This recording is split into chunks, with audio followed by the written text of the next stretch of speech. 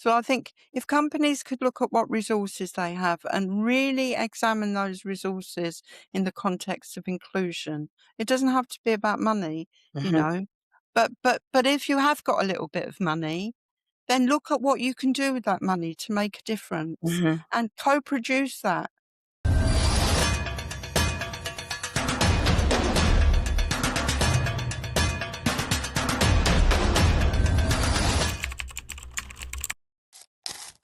Hi, everyone, and thank you so much for coming back, whether you are watching or listening to another episode of The Equality Edit.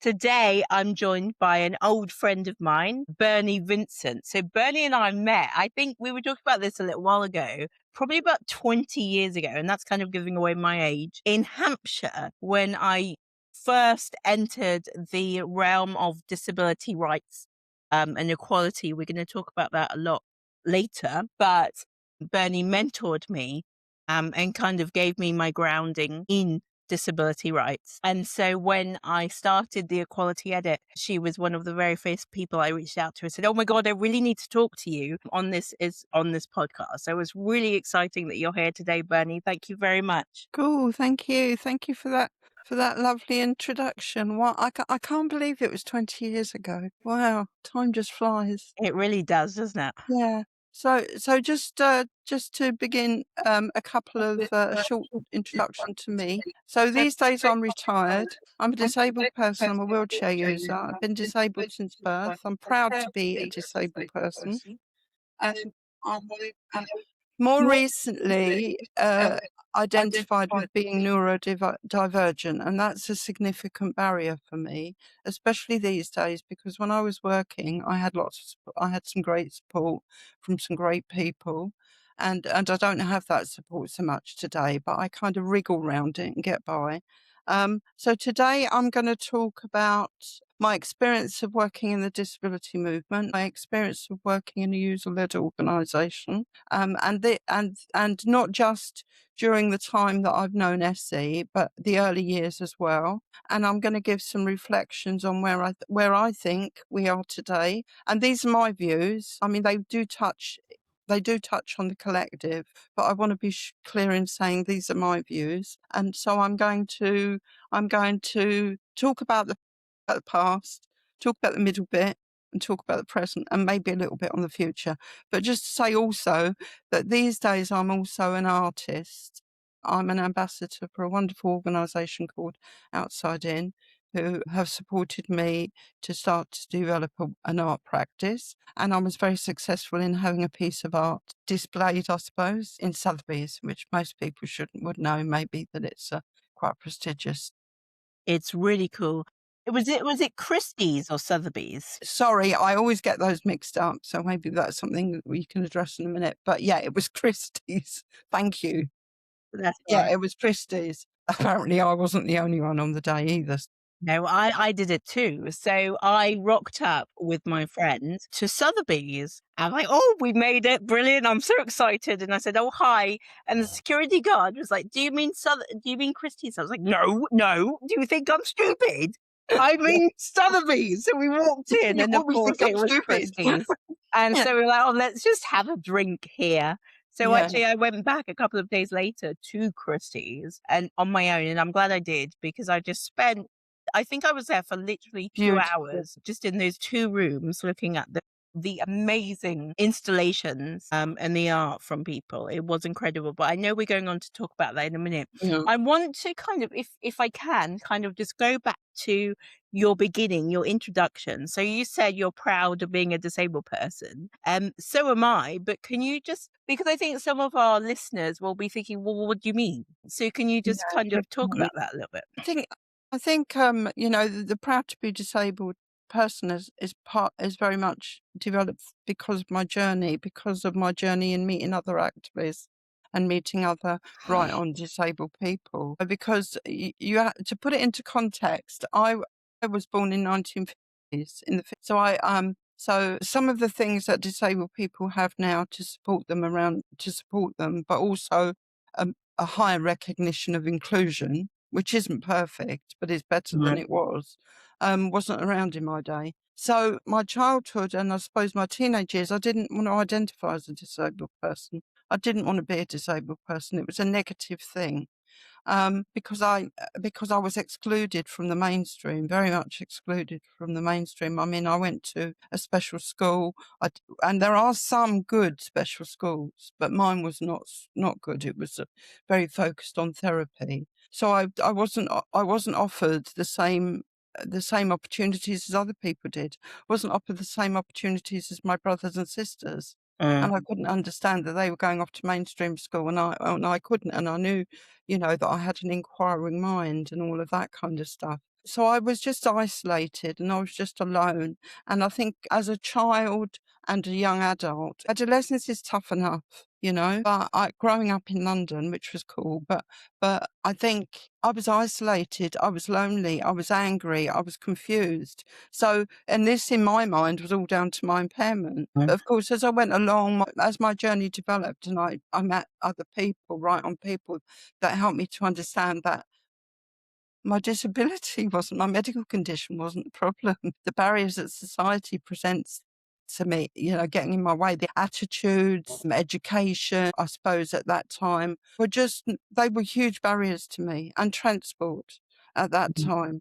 And I just felt different, but I couldn't, at that time, I couldn't recognize difference as being something to celebrate. It was just, I want to be like everyone else. And of course now, because I'm a bit of a maverick anyway, but I can see that being different is it's great. It's really great. But in those days, I couldn't understand that. So it wasn't until I met other disabled people, and we struggled along, rubbed along together and were able to talk and discuss and debate and all of that stuff that I began to think, yeah, actually, this is quite cool. So that's why I say I'm proud to be disabled. I think that's awesome. I am as well. And again, I'm not saying this to blow your trumpet, but I didn't.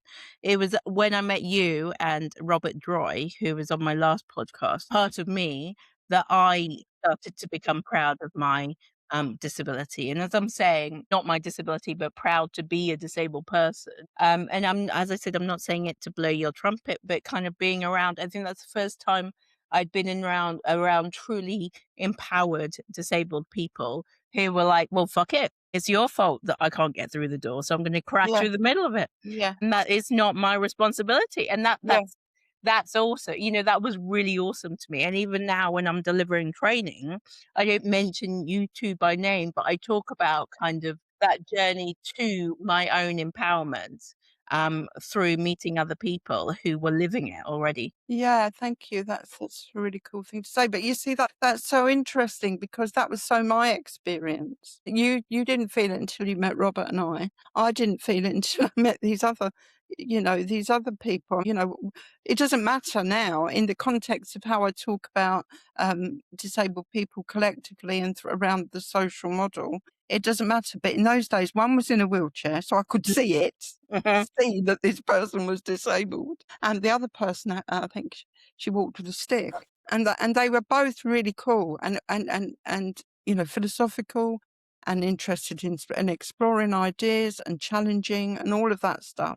I mean, these were the very early days, the very beginning of this kind of stuff. So it was it was the right time to be around. And you talk about coming into meetings. Did you say that you came into meetings with me?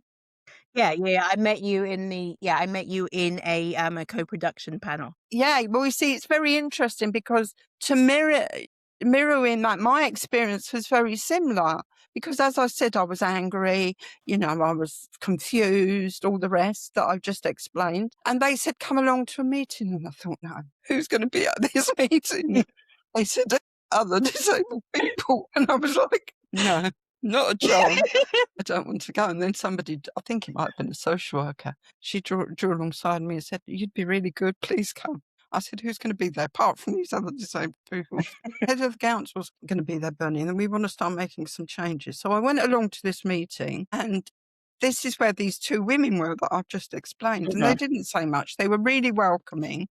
And I, being outspoken and got lots of ideas, I said, I can't even remember. I mean, this was a long time ago. I was in my 20s, and I think we were talking about disabled people, and and driving, and I was saying things like, "We need to make it easier, don't you? You need to make driving instruction easier and all the access stuff." And I can't remember what I said. It pressed somebody's buttons, because after the meeting, these two women came over and said, not girls, women, came over and said, "Would you be interested in joining coming, this organisation?" And I was like, and then I sat and talked to them a bit more, and I thought, yeah, they're quite interesting. So I went along, and they were employed. What had happened is the local authority had got a small amount of money, and they'd bid for this organisation, or they'd bid on the local authority's behalf.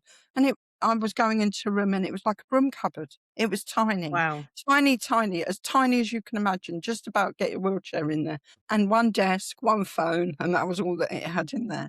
And I used to go in there maybe once or twice a week just to help out with the phones, because I had two young children at the time as well. I mean, very young children that had just started school. So when the kids were kind of at school, I used to go in and help out and volunteer.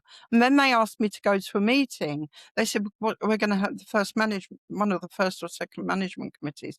They'd got other people together, and they asked everybody around the table to, and I really didn't want to go to the meeting. It was the same scenario. Do I have to with these people? Because I'd done everything possible to get away from disabled people. I didn't want to associate with disabled people, because I'd been forced to through school and medical stuff and everything else. And I went along to the meeting, and we sat down around the table, and they said, "Right, can everyone introduce themselves?" And I waited until near the end, and everybody around the table introduced themselves in relation to their medical condition. Oh, really? Wow. Like, my name's Pauline and I've got MS. My name's Sid, and all of that. So, like, as a person with cerebral palsy, this is my opinion. That was their whole identity. Wow. Their whole identity was fixed around their medical condition. Jeez. And it got to me, and I just said, I can't remember what I said. I probably conformed because I was feeling uncomfortable. I can't remember, but I remember that feeling very strong. Why are they all talking about their medical condition? And that's how it started. And then I got to know the people in the organisation more, and we began to develop ideas and stuff. My gosh. So was it that the people were introducing themselves by their medical condition? That was their identity because they were disempowered, or was it for a specific reason? Well, I suppose I don't know. I don't know the answer to that. I can only surmise. I mean, in those days, disabled people weren't empowered. In those days, disabled people didn't have a sense. The majority, not all, because there were little bits beginning to develop. But in those days, disabled people didn't have a sense of sovereignty of who they were, of the fact that you are in your own right powerful. So you don't have to.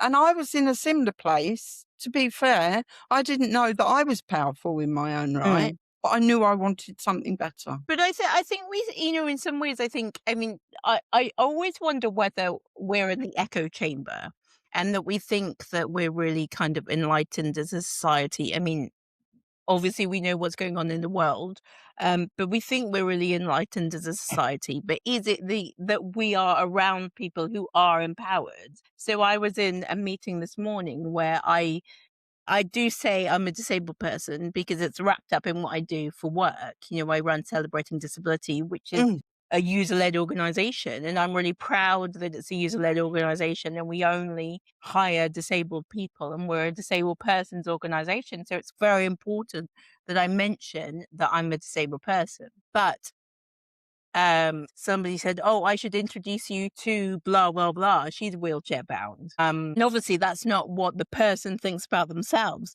but that there's still this kind of perception that you must know this person. I must introduce you to this person. You'll get on really well because they're also, in the terminology wheelchair bound, they're also stuck like you, kind of. Yeah. But I don't know. What is that? Is that about living in a small world? That's about the assumptions people make, actually. I mean, yeah. Isn't it? Yeah. I think it is about the assumptions people make, but it's also, I think, about, I think sometimes I still hear disabled people introduce themselves like that. I mean, you're talking about kind of how people introduced themselves when you started going to meetings. I remember at school, people would sit around talking about the medications that, I mean, I went to special school as well. They sit around talking about the medications they were on. And even now, sometimes I see somebody on the train, a disabled person on the train that I haven't seen for a while, and they give me their whole like last month's kind of background of their medical conditions Medical and the appointments. hospital visits. And it's like, I'm going to put my headphones on now because I don't care. But I think there are us that are empowered, but I think there's also a lot of us that are still really disempowered and still Yeah, think that, we only thing for us is to talk about what's wrong. yeah, absolutely. And that can just be down to personality though, Mm, can't it? It doesn't necessarily mean it's down to, because not everybody's politicized, true. because I think it's a political issue. It So, not everybody's wants to be on that bus. They just don't. I suppose I came and you came having some idea of you must have had some idea of rights, even at an unconscious Yeah. level, or wanting things to change, or progress, or all of those things. I suppose came from that because I came with that. I think, maybe it's the same with you, but I think I was a fighter. I Yeah. just came as a rebel. Yeah, no, I think so. And rebel, I used to call myself a rebel without a cause, but now I think I'm a rebel with a You've got a cause. cause, yeah. But yeah, I do. I think that my mum brought me up to, she didn't politicize anything for me, but she always says, you deserve better, essentially. And that Yeah. was through her behavior and her language. You Yes, deserve exactly, more from exactly. life. Yes, exactly, exactly. And you see, for me, I grew up in an Irish family. Now, both my family were politically aware. I mean, just as you say, it was in their behaviour. It was in the conversations. It was in the reading that they did, the papers, newspapers that they read. It was just in those things. Mm. And also, I think for me, I grew up in a time of revolution. To put it into context, I was very fortunate to have Yeah. grown up in West London in a time of revolution, Yeah. and Vietnam was going on, Black Power was going on, all of that really good stuff. People were beginning to stand up and shout, and Greenham Common and all of those environmental change movements were happening all around you. So, I think all of that was very fertile and a good time. It was a great time to grow up. I'm guessing that you didn't have to search very far to find like-minded people, really. No, no, no, no, and not just like-minded people maybe in terms of disabled people. I didn't have any like-minded people in terms of disabled people, Mm. but my best friend, I think her family were very involved, um, in being aware of the struggle. They were a Jamaican family, and they were very aware of the struggle and that was going on, and yeah, it was just that kind of time, really. I, So I mean, let I'm not aware of being reading or I don't know. It's a funny thing. but I really want to get into this because I think it's such an amazing kind of journey that you went on. But, even without people saying it every day, kind of it's in the air, isn't it? It's It's yes, that yeah, kind of excitement and that yes. energy is all around you all the It's all time. around you. It's in the music, Yeah. it's culture, it's in the music, it's in everything around you. I mean, you'd walk down the street and you'd hear Bob Marley, or you'd walk down the street, you'd hear Marvin Gaye, Mm. and Irish music as well, because it was a very difficult time in Ireland's history Mhm. as well. Around the struggles that was going on in the north of Ireland, and of course that was very much talked about at home. So whether somehow that gets into your psyche or, as Mm. you say, through behaviour, through the food you eat, through the people that you mix with, I just knew that there had to be a better world, not just for me, but for all disadvantaged Mm. people. So we went out for, and we are going to get back to your kind of story. We went out for lunch a few weeks ago, and we were in a restaurant, and the waitress was quite rude to me. And you saw that I was upset. And the way that it manifested, the rudeness manifested, is that I asked for my food to be cut out for an access requirement, and they made it really difficult. And you said, God, I can't remember the line now, but it was from a Marvin Gaye song, and I actually put it into a training session as a result. Yeah, I know what you're gonna say. Yeah, you said the way they live our lives. So the way they live our lives. Yeah. And the point I want to make just now is that in that moment, and again, this kind of seems like a blowing a Bernie's trumpet episode, but in that moment, it helped me feel better because it was something to kind of, I'm not the only person that goes through this. I'm not the only person that's oppressed in this way. Other people have articulated it in different ways. And it must have been like that in the time when, this revolution was happening and all of this going around you, that wherever you were, hearing the music, kind of listening to people's speeches and stuff. It's in everything that everybody's doing and saying. And so it kind of, it must have felt in some way a little bit comforting as well. I think it started to feel comforting when I started to meet with other disabled people. I mean, this bit that I'm talking about now was when I was a teenager. And as you say, it was everywhere and it was exciting, but I didn't really understand. I didn't really know how to articulate that, what to do about it. I just found it exciting. I mean, I remember watching the Vietnam War on TV and I was absolutely appalled. And I remember hearing about the average soldier coming back from Vietnam was 17, and I Wow. just could not believe it. I Mm. could not believe it. My and my family and my best friend. I had two best friends. One was from Mauritius and one was from Jamaica. And the one from Jamaica, they weren't that well off, but I was amazed how rich and what a life of value it was, because they do these things like if they didn't have, they'd have these parties with these great big speakers, and they'd invite everybody in, and then to pay the gas bill, they'd sell the food. And they'd have DJs in Mm. there and all of that stuff, and I was always invited, and I just felt so privileged to be part of that. And so the different ways that people respond to the Yeah. barriers that they face in life and how they overcome that, come that. And then I went away to college, and that was another exclusion that I didn't want to go to. But I did that because it was my only way of moving out of my parents' house as a teenager. It was the great Yeah. escape. But there I met some really cool people as well, but not political, but people that Yeah. were having fun. And I began to see, it's not all about misery and because you know how being a teenager is, it's all in your head, isn't it? And you think you're the only one. And so then around that time I met my husband, and he was quite alternative. And then what happened? Then I had children, Mm. and it was only then when my son was 4 months old that I began to get involved in the movement. So I was a young 4 months mum old because you had nothing else to do. struggling to get out, struggling, isolated. I mean, it's isolating enough being a mother with a Mm. young baby, but when you've got an impairment and nobody around you is disabled, there were very few disabled people that had parents. But that was the whole thing for me with that was, oh, I'm normal. This is a move towards normality. But which wasn't always the best way to plan a family, which isn't the best way to plan a family. But it was a step. It was a step on my journey, I think, me taking control of Yeah. who I am and what I want out of life, and I'm not gonna have this. And then I met these other people, and it was like a magnet that I was listening to them talking about their experience and other people talking about their experience as well. The net began to widen, and then this movement, this idea began to spread throughout. It didn't start in London. The movement actually, I suppose you could argue that it officially started in Hampshire because Mm. there were 4 disabled people in Hampshire that decided they were going to move out of residential homes, and that's when direct payment started. Mhm. Mhm. Yeah.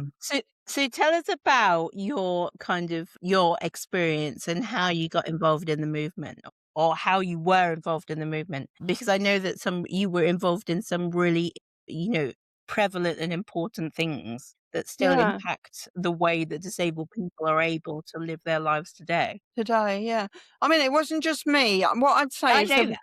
there was pockets all around the country that were doing similar, but my experience was, so I went to this meeting and I expressed some of my ideas, and then I went to this other meeting and began to attend this committee meeting on a regular basis. And I'd go home at night and when the kids were in bed, and I'd write up agendas, and we'd chat on the phone, about ideas and about, what we felt the committee needed to discuss. And I can't remember how it happened, but the local authority that I was living in, this was way before direct payments. So the local authority that I'd living in got some money and wanted to develop a centre for independent living, which started out with very good ideas. So I began to work with that project, and what we did was we put together a list of, we just brainstormed what were the things we felt we needed to change. The things that had come, not just from our point of view, but the things that had come up at the group meetings and stuff. And we had this conference where we had workshops on education, employment, benefits, money, or something like that. And we put people into workshops, and we just asked them to discuss. And out of that, we got loads of stuff, really good stuff. And that was used as a basis for the centre. But unfortunately, that centre, in my opinion, started out with very good intentions, but didn't continue. But at the same time, the organisation that I was originally involved in, the one that I said was in the broom cupboard, Mm-hmm. it was so quaint and so and so raw. So,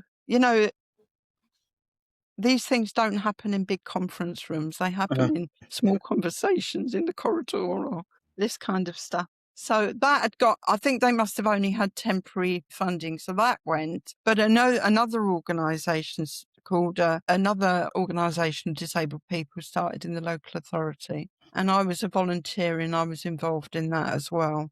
And I can't really remember much about what we were doing, but we were, things like consulting. The local authority would send us information, and we would consult on small bits and pieces, a bit like the PEP was doing, and that kind of developed as well. And then I've been doing volunteering for all these years. In between that, I also did training as well. I was going to college. So I was going to college, doing volunteering, and had children at home.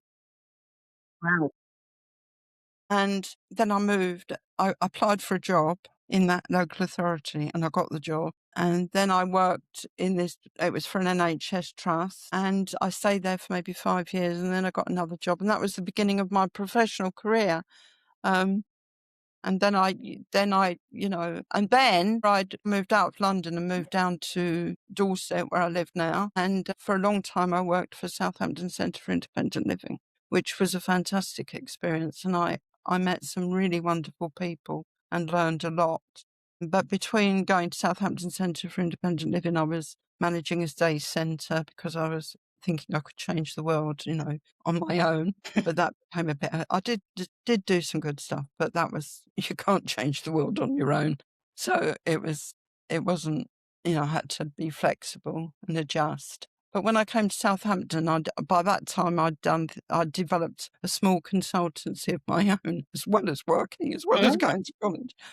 And I was working, training social workers in disability equality training, which I'd kind of learned. I'd also had my own. I'd also been trained as a trainer by other disabled people that came from Southampton before I went there, and another woman. So by this time, kind of the networks were beginning to spread, and people were beginning to question what they actually needed to equip themselves as leaders, and how they could then use those skills that they gained, how they could pass those skills down to other disabled people. So there was like a system where you were constantly mentoring, constantly passing down to the grassroots all the time. Do you think that's what's missing at the moment from how the movement has become so segmented and lost? Yeah, I That think there's not that peer support and that peer learning. Most definitely. I mean, I think one of the really powerful things that you said a minute ago that was really significant for me in all of it and for others that I've worked with is positive role models. You know, there weren't any in the very early days. So if you haven't got a positive role model, somebody to mentor you, you're going to go off on your own, aren't you? You know, you've got an inquiry mind and you want to change the world. So you're going to go and you're going to research and all of that. I think, yes, I think there needs to be that we had a network of peers, and then there was almost like an umbrella where we would all meet, all the centres for independent living, had right on disabled people, had like an umbrella organisation, and they would meet together to network, to learn from each other continually, and I think that could be why we've got the the fragmentation that we've got now. Plus, most of it is online. And, online is fantastic. I mean, don't get me wrong, it But sets it's so many not the people same. free, but Yeah. it's not the same. It's not the same. I don't know what it is about it, but it's not the same as meeting somebody physically for a coffee. And the problem is you can't always, when you're developing these things, these great ideas, these changes, they happen organically when like-minded people come together. And I don't think you can always say, oh, let's have an agenda. We're going to talk about this. You just get people together that want to bring about change, and you just talk about how you're going to change the world and what needs to change. And little shoots come from that. And you can't do that online. Yeah, no, you can't. Like, we're going to put you into a breakout room now because you Yeah. can't shout across a You Zoom can't space just to do it talk to somebody online. on the other side of the room. I think you could do some online, but you can't do it all online. Yeah. And also, it's that experience of getting into the room as well. So before lockdown, CDC were predominantly face to face because I think that I, as well as the rest of the world, hadn't really considered virtual learning when it comes to kind of live training. No, I'm not talking about e-learning, I'm talking about live training. And then lockdown came, and then we all went online. And then I would say that 70% of our services are now delivered online. And when I go into a physical space and deliver training or consultancy, I remember, oh my God, all of this stuff that I can bring with me to the delegates right now, live in the space, because of what I'm seeing, what I'm feeling in this atmosphere, what I've just been through to get here. I can bring this all in. And I think whether it's a training session or whether it's a kind of a community meeting or whatever it is, that is what's missing from a virtual space. There's no background. You kind of appear out of nowhere without any backstory of how you Yeah. arrived. I hadn't thought of that. Yeah, the coffee and the chat Yeah. and And the oh God, the preliminary sky stuff. just didn't open the door for me. Or oh my God, I fell off the curb. Or maybe that's just my experience. Yeah, Yeah, I fall yeah, off the curb wherever I go. yeah. But yeah. And I think what's often underestimated for people in our community is, for me, one of the huge barriers is IT. Okay, so on the neurodivergent side, and for me to even get to set up a laptop, if I haven't got support, let's face it, many disabled people are living in a world where they haven't got enough support. And if they have got support, then they've got support for the basics, like personal care. Yeah. But they haven't got support to set up their laptop and to have a chat with friends, to prepare their agendas or whatever. And so for me, setting up a laptop, I'm coming to the forum with all this in my head.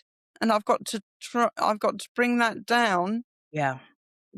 before I begin. And the same argument I think exists if you're coming in the stuff that you're just saying, because if you're coming to a room and you've had trouble with your train because you haven't been able to get on your train and you've done everything possible. I mean, we work 150% harder than everyone else to do what the average Joe does. I don't want to be an average Joe. So I work so much harder to make that happen. And often that isn't recognised. So in some ways, IT is accessible to us, but in other ways it isn't. Absolutely. I remember at the beginning of lockdown, one of the things that people would talk about, because there's always people talking about the business case of disability inclusion. And I quite often say that that is fundamentally ableist. Why does there need to be a business case to be inclusive of a human being? But anyway, one of the business cases people were using in lockdown was, oh, it's digital, so it's successful. It's dangerous to think like that. It's so dangerous to think like that, because the rise of technology has compounded exclusion even more. Yeah, yeah. ChatGPT.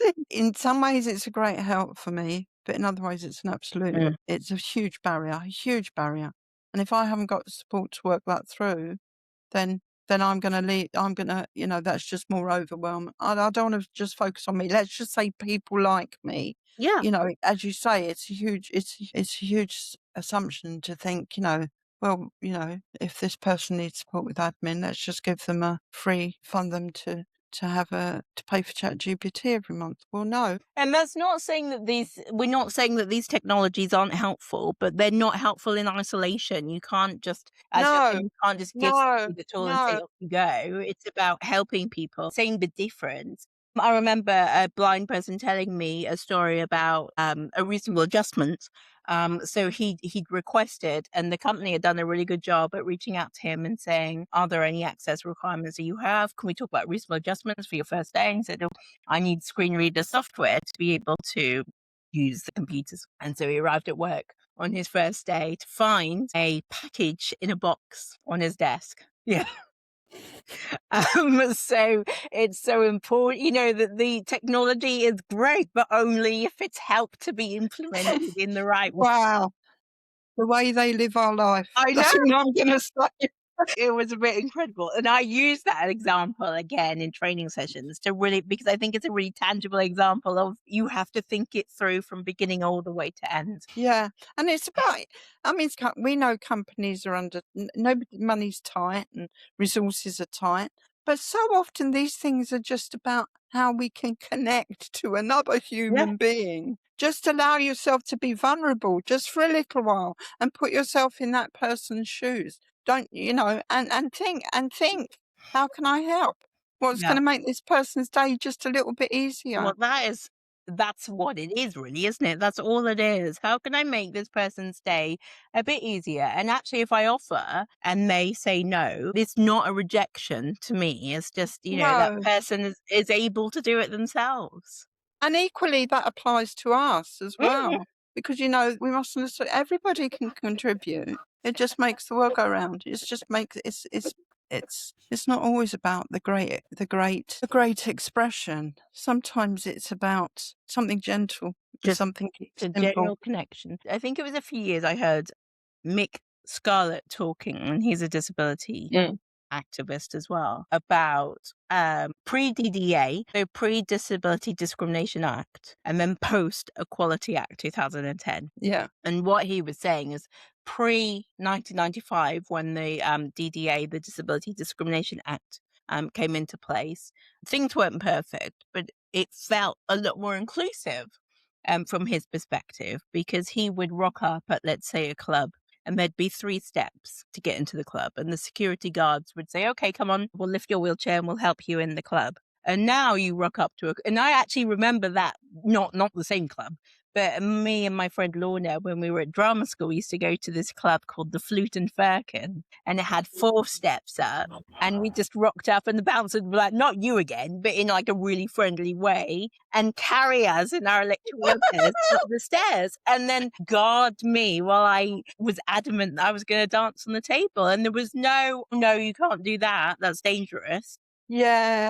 And I think that's the point that Mick was making, that we have this act today, and I know there's controversy around the act being brought into one, but there's a lot of good things about what the act does as well. But also it takes away from the spontaneity and the human connection. Yeah, it does, and it puts people off, I think. People think, I've got to get it. It's difficult, isn't it? It's difficult. Just trying to be accepting of each other, but I mustn't say this, I mustn't say that because it's not politically correct, or I mustn't lift this person, or I mustn't offer to do this because of health and safety legislation. you Mm. know, and I can relate to that as well. But there are great things that have come out of the Oh, DDA. I'm not. No, I mean, I was in. Yeah, I know. The Equality Act and the DDA were groundbreaking for their time, and Yeah. to be celebrated. But yeah, it's an interesting point of view. It's I remember back in the 90s. So I was born in the 80s. So back in the 90s, my first, and I didn't even think of it as a negative experience at the time, but thinking back, I was like, oh my God, that was awful. My first experiences of using a train was sitting in that guard's wagon because there was Yeah, there'll be people listening to this episode thinking, well, what do you mean? But there were no spaces for disabled people to sit comfortably on no, trains. So we used to sit in that middle carriage where the guards walked through, where you kept yeah, bikes and stuff. And at the yeah, time, it was just what it was. But looking back, it was awful, wasn't it? yeah. It was really awful. But having said that, I remember the first time I went on the train on my own. It was quite late. It was quite late. It was probably for me. I mean, it was probably 25, maybe 30 years ago, because I had a PA that used to drive me to work. And one day the PA couldn't come. I thought, blow this, I'm going, I'm getting the train. I didn't know what I was doing. And I just rocked up at the train station and, as you say, went through it all. But I remember this real sense of excitement. Mm, Hey, I'm just getting on with public transport, just like everyone else mm, does. mm, You know, mm. um, I remember saying that to Robert. And he said, yeah, he felt the same. And yeah, just to be included, that's what Yeah, exclusion does. And it yeah, took me a while to sit back and think, wow, well, it's nothing major. I mean, come on, you've only just used the train on your own. But yeah. I don't know, there was something about being together with being part of the bigger picture. And yeah, no, I agree. I mean, you know, different times for the both of us, but I do agree that, the first so I went to drama school and that was exciting enough. I never thought I'd get into drama school, full stop. Not Yeah. not necessarily because I was disabled, but because I was disabled and because I thought I wasn't that talented. But it turns out I was both disabled and talented. So I went to drama school and the excitement of being in the place where I only dreamt of being, but then on top of that, the excitement of just being treated like another student. Because the drama school I went to had a course designed for disabled artists, and it was run by a disabled activist Wow. called Mandy Moore, and she was a blind lady. And so because they were used to having disabled people in the drama school, you breathed in the direction of a door and it would open. And I just thought, that's amazing. Oh my God, that's amazing. I don't need to ask anyone. Nobody's telling me to be careful. And then I went to the cafe on my own. And the woman behind the counter at the cafe said, would you like me to carry it to the table? And I was like, oh my God, I didn't even say anything. I didn't even think. And Just one. I burst into tears. And when I was 19, I was embarrassed about crying, but it was such a special moment. Yeah. The love. And as you say, it's normal, but for us, it wasn't normal. Yeah. Other 19-year-olds take that for granted. Mm, Something so simple is a really good example of what it feels like to be included and the impact of being of exclusion yeah, as yeah, well. yeah. Because you come to accept, and I think the more you accept, the more you put up with, Mm, the yeah, smaller you become, the smaller you become. Yeah. yeah, absolutely. Begin to accept less and less, and you Mm, lose sense of who you are. mm, And as I said, you've got a right to stand in your power and be who you are. mm. And that's, I think, what young people need to learn, need to know. So, I want to talk a bit about your art. I want to talk about what your art is, and I want to share some links to your art as well, which will be available in the show notes. But also, if you want to, talk a little bit about how your experiences that we've talked about so far, if they at all impact the art that you do today. That's really interesting that you should mention that. So I attend an art group on a monthly basis. I'm now an ambassador for a great organisation called Outside In. And Outside In exists to support creatives, artists, well, it is artists that experience barriers to the mainstream. And also the term Outside In is It's been around for a long time, but I think it's now beginning to get recognition. And what it actually means, originally what it actually meant was that you're an outside artist, or there's other terms, raw artists, folk art, other stuff. If you hadn't attended art college. Okay, so I attend this art group on a monthly basis where I've learnt so much from other artists, and I've made some great friends. And as one of the opportunities that are available to outside-in artists is, I hope this is accurate, every other year they give artists an opportunity to submit their work for a national exhibition. I submitted some of my work. I just thought, I'm just doing this exercise just to do it, if you know what I mean, just take up the opportunity. And my art was selected to be at Christie's. So I submitted my work and had it was submitted. It was at Christie's for maybe 2 weeks, and it was also in a gallery in the Midlands. So I'm a mixed media artist, but that means that I use lots of different mediums. So, different paints, pastels, pens, anything goes down on the paper. And more recently, and I've come from nowhere. I've always been interested in art. That's what I was saying. I've always been interested in art. I've always wanted to develop it, but the opportunity just hasn't been available to me. And one of the things that I remembered when I started to go to join Outside In was that when I went on the first day of my secondary school, and I was really excited about going to secondary school, they showed me round the school, and I opened a door, and it was an art room, huge art room, and it had everything in it, like everything, silk screening, working with fabrics, textiles, all the rest. And I opened the door and I said, wow, what's that? What's this? And they said, this is an art room. You can go in there if you like. And I said, can I go in there? Can I go in there and look at the stuff? Will I get a chance to learn that? And they said, yeah, definitely. You can go in there whenever you like outside the lessons. Oh, wow, really excited. 3 weeks later, I discovered that they got rid of the art room. No. They got rid of the art room and turned it into a physiotherapy unit. Oh my God. Yeah. And I remember it was like this thud. It was just wham. And they also had a science lab. And I was really excited about that as well. And then they got rid of the science lab around the same time too. That's medical model in practice, isn't it? Yeah. And I was so brokenhearted. I was just so sad because, I was like 11, 12. Yeah. And I knew that I didn't know how, but I knew there was something about art that I loved. So when I started with Outside In, I had no experience, none whatsoever. I'd say things like, I drew this picture, but it was absolutely rubbish. And I binned it. And the teacher was saying, don't talk about your art like that, Bernie, which is right, which is correct. I'd say the same to a new person coming up now. I'm still a new person coming up.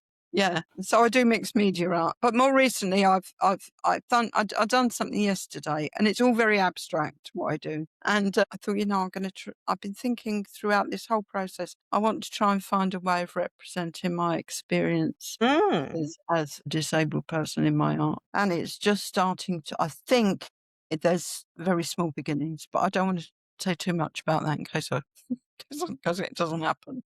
Can you talk about how you think that your experiences as a disabled person, politically and otherwise, have contributed to kind of the art that you do, or influenced? I think it's interesting that the art I'm into is very layered. Mm-hmm. There's lots of layers to it. There seems to be lots of, by that I mean depth. That's the piece of art that I submitted to the exhibition was about neurodiversity. And I didn't realise it I just did it, and I didn't realise what it was about. I woke up in the middle of the night and had this epiphany that this is a piece of art that you're going to submit. And did you know this piece of art was about your neurodiverse brain? And honestly, that's true. And I didn't. So I got up. So I have kind of made headways to it before. But I did something yesterday, and a quirky person in a wheelchair seemed to emerge. Such a difficult question to answer. Well, it might not be. They've shaped me into who I am. I mean, I wouldn't change that part of my life at all. they've opened my eyes to different opportunities. They've met great people. I always try and listen to other you know, although I have ideas, I like to listen to the other point of view, the other opinion. So I've had opportunities to debate that, to better understand that. It's given me work with fantastic people and fun and travel. I mean, I've traveled as well and I've done that with disabled people, and we've kind of rubbed along together, and we've had such good fun. Despite all the barriers, we've found ways of overcoming them together. And those other people, they've showed me the way. They've showed me the way. I mean, I'm very fond of that saying, we stand on the shoulder of giants. And we really, really do. The people that I met, the people that I've met along the journey, they're people that did it before I was doing it. And their experience were different than mine. And that's tested my thinking and challenged me and helped me to kind of find ways round the bend of doing things. There's not one way. There's lots of different ways, but there are certain principles that you need to stick to, that I believe, treating people with respect, believing in equality, and all of those things. And difference is to be celebrated no matter what. And I mean difference in everything. I mean, the current debate is horrible. Some of the stuff that's going on, it's not even debate. It's not even. It's single-minded thinking coming from the wrong place is quite frightening, and I try not to listen to it. But we always have to think out of the box. And they taught me all of that. I mean, I came with the capacity to be able to do that, but they helped me to develop who I am. And, that's where I am today. I still keep in touch. I'm a reluctant follower of politics. I try and minimize it because it makes me sad. And I think of all the things that the movement achieved and all the great things that right on people out there are still doing. But there's so much against us now. It feels like we're going backwards. With some of the attitudes, narrow-minded thinking and bigotry that we're hearing, but we have to keep pushing forward. We have to do it together, we have to be one voice, and we have to remember that that there were people that did it before us, and we have to look to them as the pattern. They are the pattern. They can show us, and we have to be open to that. That's what the movement has given me. We have two groups of listeners to this podcast. One group are disabled people themselves, and another group are leaders within companies leading on equality and inclusion in their businesses and influencing not only internally but externally as well. So not asking you a big question or anything, but if there was anything you would say to people to either develop community, continue the movement, and continue kind of keep the faith, what would it be? I think that the being human thing and putting yourself in another's shoes is really quite significant in as many things as possible, and avoid tokenism. I mean, putting a box on a table, maybe for somebody that can't see the box, I'm assuming, maybe can't open the box, can't set the system up without. The organisations and projects that I've been privileged to work in and be part of, the movements and stuff, have always managed on nothing, and it's so much harder now. So I'm talking about resources. So I think if companies could look at what resources they have and really examine those resources in the context of inclusion, it doesn't have to be about money, But if you have got a little bit of money, then look at what you can do with that money to make a difference and co-produce that with the communities that you're going to co-produce that with the communities that identify your community that you want to work with.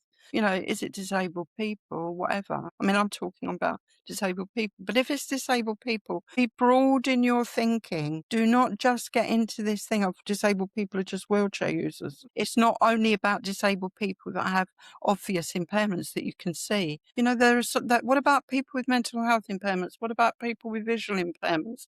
All sorts of things. So be broad in your thinking, identify what you want to do, be broad in your thinking, and co-produce that essential stuff with the people that you're hoping to offer that to. I remember years ago, I was successful in getting a bursary to support my business. And I was funded and I applied for this and I got it. And it was offered by a very big corporation. And it was a wonderful opportunity, but it wasn't well thought through.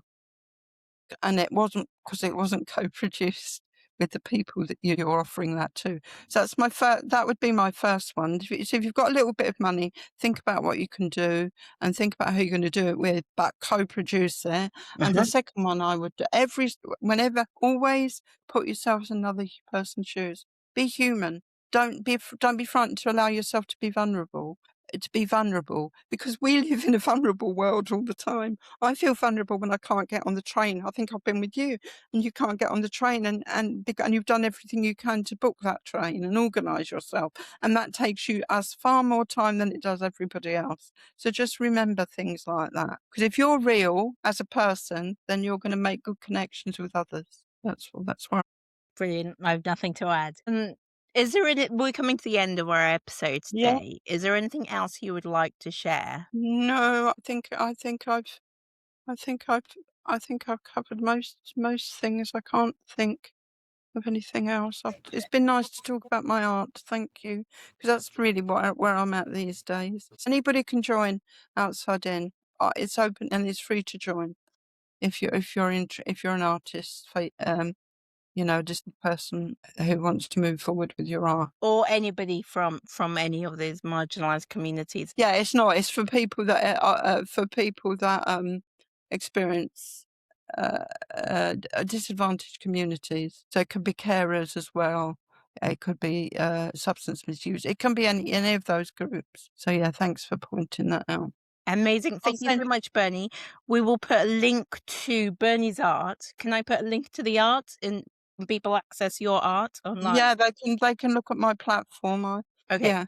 We will put a link to Berni's art and also to Outside In the show notes as well.